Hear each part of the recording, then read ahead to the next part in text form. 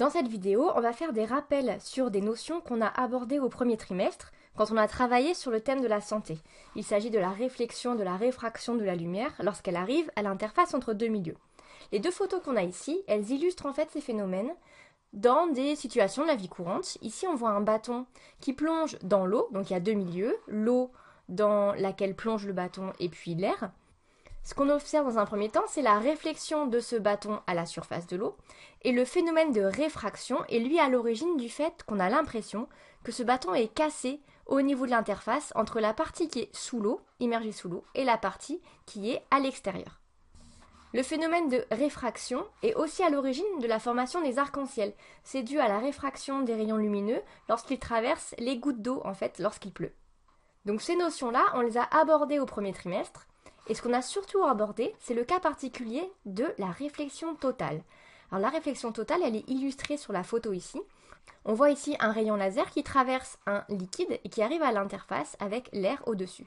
Et ce qu'on voit, c'est que ce rayon, lorsqu'il arrive à cette interface, eh bien il est réfléchi, et seulement réfléchi. On n'a pas de rayon, on n'a pas de partie de rayon qui va passer de l'autre côté de cette interface, qui va être propagée dans l'air ici. Il y a simplement une réflexion à cette surface. Ça, on l'avait abordé notamment quand on a parlé des fibres optiques. Vous vous souvenez, en TP, on avait fait une activité pour comprendre comment se propageait la lumière à l'intérieur d'une fibre optique. Et dans une fibre optique, on a en fait deux milieux, la gaine et le cœur. Et à l'interface de ces deux milieux, on a un phénomène de réflexion totale qui permet à la lumière de se propager.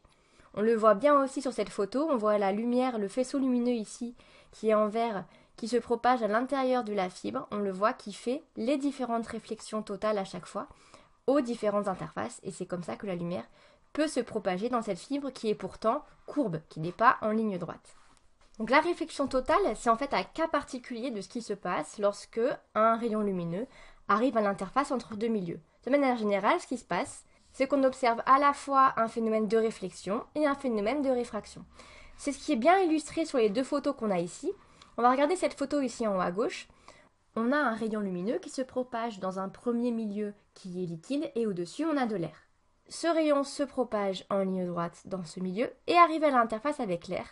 On observe à la fois une réflexion, donc un rayon réfléchi ici, et une partie du rayon lumineux qui va en fait traverser l'interface. C'est ce qu'on appelle la réfraction. Et ce qu'on observe très bien ici, c'est que la direction de propagation est modifiée entre le rayon incident, ici, et le rayon qui traverse l'interface, qui est le rayon réfracté.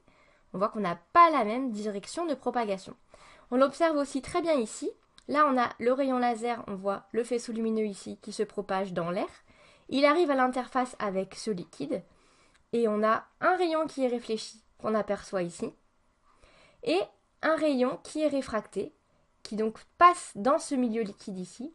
La lumière traverse cette interface. Mais on voit bien effectivement qu'on a un changement de direction de propagation du rayon lumineux lorsqu'il traverse l'interface. C'est ce phénomène qu'on appelle la réfraction. On va schématiser ça sur un dessin. Donc ici, on a schématisé le premier milieu, que j'appelle milieu 1, et le deuxième milieu, que j'appelle milieu 2. Entre les deux, on a ce qu'on appelle l'interface entre les deux milieux. Interface, depuis tout à l'heure, j'utilise ce mot. Ça veut simplement dire la surface qui sépare ces deux milieux. Donc, si on parle de l'eau et de l'air, c'est à la surface de l'eau qu'on a cette interface.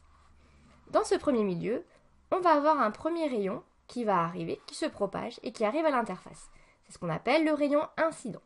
Arrivé à l'interface, on va observer un rayon réfléchi, toujours, et on peut observer également un rayon qui va traverser cette interface, qui va donc se propager dans le deuxième milieu, et qu'on appelle le rayon réfracté. La particularité de ce rayon réfracté, on l'a vu, c'est qu'on a un changement de direction de propagation entre le rayon incident, qui continuerait comme ceci, et le rayon réfracté. Pour pouvoir étudier ce changement de direction de propagation notamment, il faut qu'on compare des angles. Ces angles, on va les définir à partir de cette droite ici. Cette droite, c'est ce qu'on appelle la normale à l'interface. C'est une droite qui est perpendiculaire à l'interface et qui passe, on le voit, par le point d'incidence du rayon.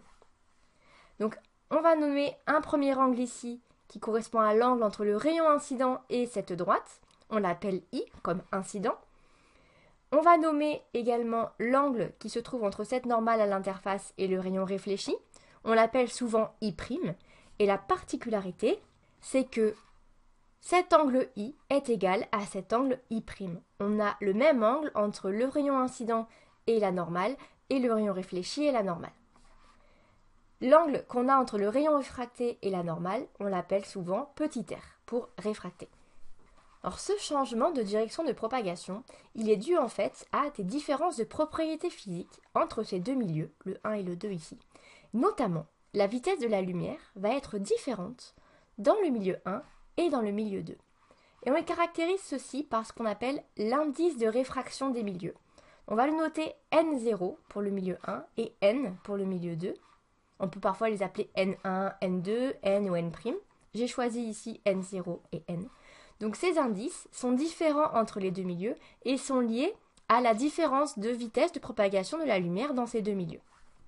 Alors ces phénomènes ici, ces phénomènes optiques ont été très étudiés depuis très longtemps puisqu'on les observe dans la vie de tous les jours. Donc les savants les ont observés depuis l'Antiquité et ont essayé de les quantifier, de les comprendre et de trouver le lien qu'on pouvait avoir entre ces différents angles. On a notamment des traces d'écrits qui datent du monde arabe à la fin du premier millénaire.